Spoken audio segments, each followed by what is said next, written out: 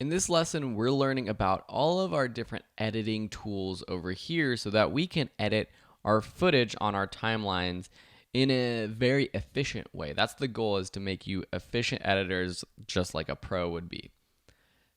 To learn how to do this, let's start a new sequence. I'm going to take some of my B-roll clips and add it to just a new sequence that we can work on.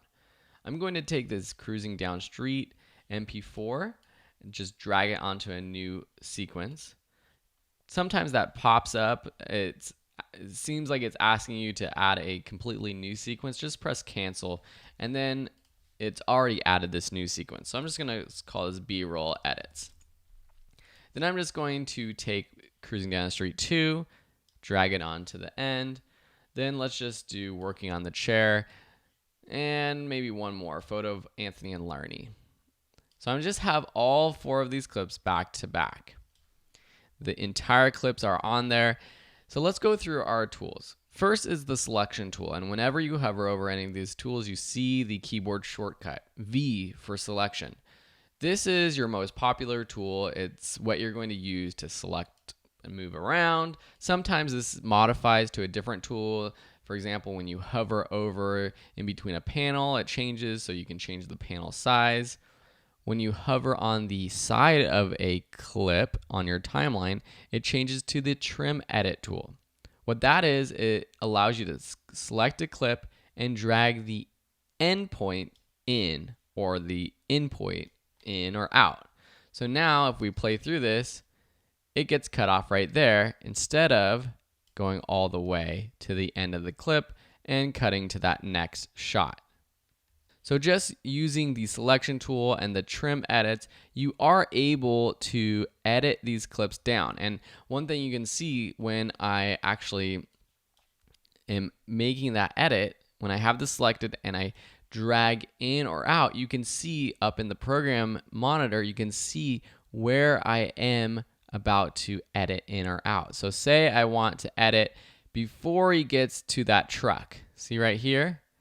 Maybe I want to edit the end right there. So now if I play through this, it goes and cuts right there before he rolls past that truck. There's different ways to get it to be at that point though. So let me just extend these sides. I'm going to skip over to this razor blade tool. Think of it as a razor where you can cut your clips up. So I can just cut around and it cuts the clips into different pieces. I'm going to undo that, just pressing Command Z on my keyboard, Control Z if you're on a PC. If I want to cut specifically at this frame right before he gets to the truck, I can take my razor blade tool and just trim right there. So now we have an edit right at that spot. I can go back to my selection tool, just pressing V on my keyboard, select this second part where he's going behind that truck, and delete it just by pressing delete on my keyboard on a Mac or backspace on a PC. Say I want to cut right there, but then go directly into this clip right here, which hasn't been color corrected, to about this point. I can take my razor blade tool again, trim right there, take my selection tool, select this first part, delete it. Then I can select all of these clips or just this single clip and drag them over to the left to where they meet. You'll notice that a lot of the things I'm doing, it seems like there's like a magnetic touch. As soon as you get over to the left, it snaps into place. That's because I have this magnet snap button selected. And that's very useful, especially when you're making edits, when you want to specifically make a cut where your timeline indicator is with the magnetic snap button on. It will automatically help you edit to that point. It will help you move things specifically to that point. If I don't do it, if I don't have snap on, I have to eyeball it. I have to get it right there where they meet, and that's a little bit harder than with the magnetic snap tool on. So that's one way to move these clips all the way to the left. I'm going to move them back, and I'm going to show you a different way. You can click in this area between the clips and press delete on your keyboard, and that does a ripple delete. It's the same thing as going right click and choosing ripple delete. It deletes the space in between and it moves everything on the right side to the left. You can do a lot of edits with just those tools. Just with the selection tool, where you can choose the end of a clip or the beginning of a clip to drag in or out, and the razor blade tool. But Premiere Pro comes with some other tools that are even more helpful. I'm just going to get this back to where we were, where the entirety of all of these clips are on our timeline. One tool I want to talk about is the Ripple Edit tool, B on the keyboard. See what happens when I select that tool and I hover over the edge of a clip? When I'm not hovering over the edge of a clip, it doesn't look like it can do anything. It's not going to let me select anything. But if I hover over the edge of the clip, and I drag to the left, see what happens when I let go? All of the clips on the right automatically jump to the left. So it automatically does that ripple delete of that space that was between, where before we had to delete it ourselves. This is just a one-step process. Same if we go to this next shot and we drag in to the point where we want, it's going to edit to that point and make all these clips jump over to the left. Let me show you what happens if we were to do that same thing without the Ripple Edit tool. So I just undid that, take my selection tool, drag in, there's that space right there. But with the Ripple Edit tool, it automatically will jump all these clips to the right over to the left. So now we have this edit right here to here. Got it? And this clip is not color corrected. You might be thinking, wow, why does that clip look so bad? We're going to learn how to color correct this footage in a future lesson. It's because we shot basically raw footage. That's what that LUT, that LUT file is all about. We'll learn about that during color correction. So that's the Ripple Edit tool. A quick way to get to the Ripple Edit tool, let me just zoom in a little bit further on my keyboard, is when we are hovering over our timeline with our selection tool, just press Command on your keyboard or Control if you're on a PC. See what happens now with Command selected? My selection tool becomes the Ripple Edit tool, that yellow tool. And when I select and drag in, it acts as the Ripple Edit tool. You'll notice when I have commands, I'm still pressing Command, there's this other tool. This is the Rolling Edit tool. It's red, it has 4 arrows. What this does, it will move this cut point to the right or left, and it will edit the left or right sides. So see what happens when I click this with the Rolling Edit tool and drag to the left? This first clip becomes shorter, and the second clip became longer. We could do that ourselves just with the selection tool by clicking with the Trim Edit tool and then clicking the second one and dragging it to meet it. But the same thing happens when we use the Rolling Edit tool, drag to the left, or when we have our selection tool selected and we press Command on our keyboard and we go in between when we see the red Rolling Edit tool highlighted and drag. There are 2 more tools that I want to go over really quickly, the Slip tool and the Slide tool. Let me just make this clip a lot shorter. I'm just going to make this clip very short right here. I'm just going to delete that space in there. I can just take my Slip tool, Y on my keyboard, click on this clip, and then drag to the left. You can see that there's 2 videos popping up in the program monitor. The video on the left is where the video will start. The video clip on the right shows where that clip will end. So say we want to get him already rounding this current corner and end right there when he gets into the shadow of that tree. It's basically slipping this clip to the left, the timing of it, so it starts and ends earlier.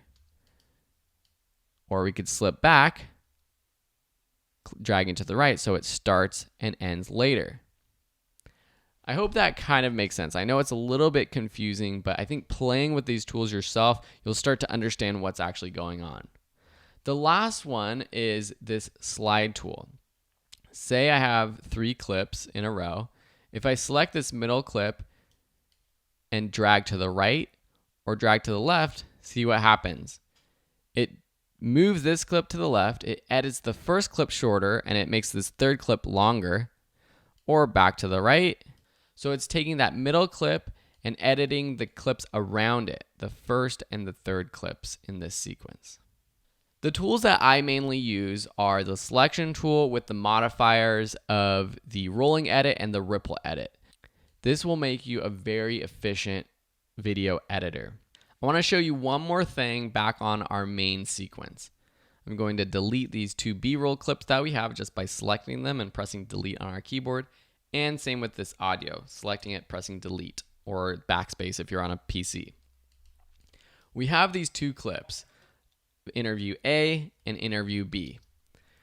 If I take my, say, razor blade tool and I go through this and we're listening and we find a good spot that we want, I can either make an edit to both clips by clicking one after the other, and then say we play through this and we really like this soundbite that he's saying right now, and then we stop and we want to take that selection again.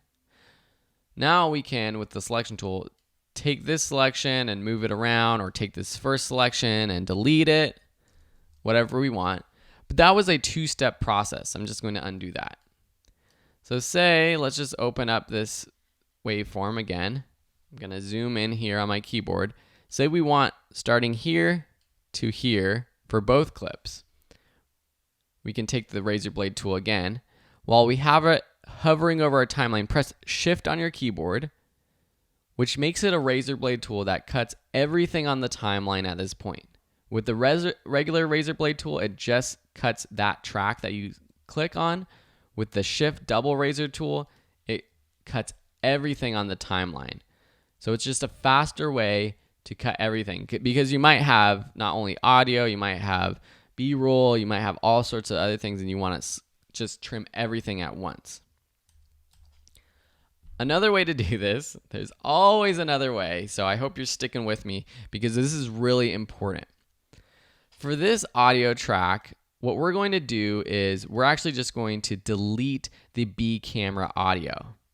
So to select just the B camera audio versus the video, you have to option click the audio, alt click if you're on a PC. See, if you just click one or the other, it selects both the audio and the video. So if you press delete, it will delete both the audio and the video. But if we just want to get rid of this audio A, what we can do is press option, click, and it just selects the audio track, whatever clip we select, and then delete it. Or we might not want to actually delete this audio track because we might want to save it just in case the audio from camera A gets messed up or something like that. It's just backup. We never really want to delete it. We can just right click, and you'll see again what I did. I actually just right clicked and it selected both the audio and video. What I'm going to have to do is option right click and then check enable. What enable does is similar to what this toggle track on and off button does, but instead of turning on and off an entire track, it turns off just a single clip. So now the audio from camera B is off if we play through this, but it's still there in case we need to enable it later on. It's time to play a little bit around with this edit.